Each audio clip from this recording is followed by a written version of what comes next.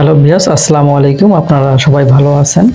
আজকে আমরা জানবো কলাম ঢালাই দেওয়ার পরে যখন আমরা কলামের শাটারিংগুলো খুলে ফেলি তখন অনেক সময় এই কলামের কর্নারগুলো বা কোনাগুলো ভেঙে যায়।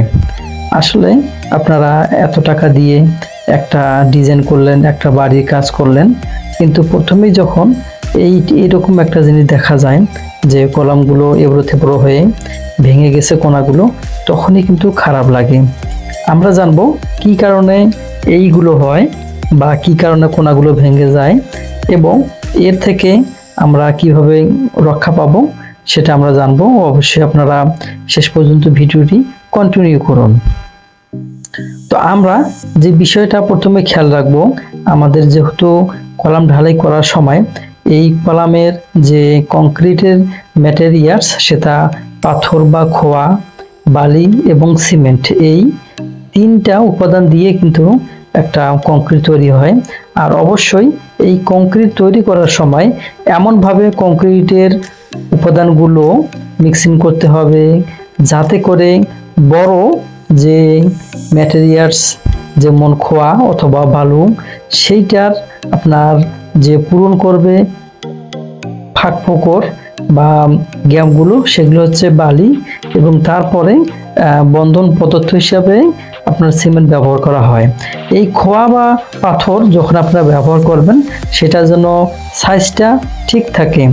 বড় বড় পাথর হলেই কিন্তু কাজ ভালো হবে না। মনে রাখতে হবে যে শুধু বড় বড় পাথর দিলে মনে হয় কাজ ভালো হবে না, আপনারা গ্রেডেশন করে আপনাকে এই কাজটা করতে হবে। যেমন আপনি 3-4 পাথরের সাথে 1/2 ইঞ্চি পাথর অথবা 5/8 পাথর মিক্সিং করতে হবে আপনার, তাহলে আপনার যে পাথরের বড় গ্যাপগুলো এই গ্যাপগুলো ছোট পাথরগুলো পূরণ করে দেবে।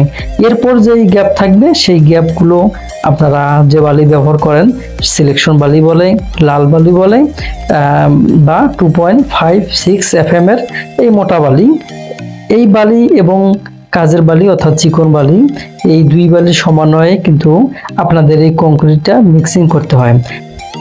এবার যখন আপনারা মিক্সার মেশিনে সেই কংক্রিট উপাদানগুলো একত্রিত করবেন, সেখানে পরিমাণ মতো পানি দিতে হবে। পানি অত্যাধিক বেশি দিলে হবে না এবং অত্যাধিক কম দিলেও কিন্তু হবে না, আপনার পরিমাণ মতো পানি দিতে হবে। এরপর যখন আপনি ঢালাই শুরু করবেন তখন অবশ্যই খেয়াল রাখবেন যেন ভাইব্রেটরটা সঠিকভাবে সব জায়গায় করা হয়। যে জায়গাগুলো বাকি থাকবে সেই জায়গাগুলো হানিকম হবে, দেখতে খারাপ হবে। হানিকমটা হচ্ছে যে মৌচাকের মতো, মৌচাক যেমন সব সব দাগ বসে সেরকম। তো যাই হোক, এরকম হানিকম হবে এবং কোনাগুলো ভেঙে যাবে, এই বিষয়ে সতর্ক রাখতে হবে। আপনি যদি স্টিল শাটার বা কাঠের শাটার বা প্লাস্টিক শাটার ব্যবহার করেন, সেই শাটার খোলার সময় খুব সাবধানতা অবলম্বন করতে হবে এবং এই শাটারগুলো আপনাকে 48 ঘন্টা পরেই খুলতে হবে। এর আগে খুললেই এই সমস্যাটা হবে, মনে রাখবেন। আর অবশ্যই আপনি 48 ঘন্টা পরে এই শাটারটা রিমুভ করবেন বা সেখানে খুলাবেন, তাহলে আপনাদের এই কর্নারগুলো ভাঙবে না, তীক্ষ্ণ থাকবে এবং দেখতেও সৌন্দর্য হবে।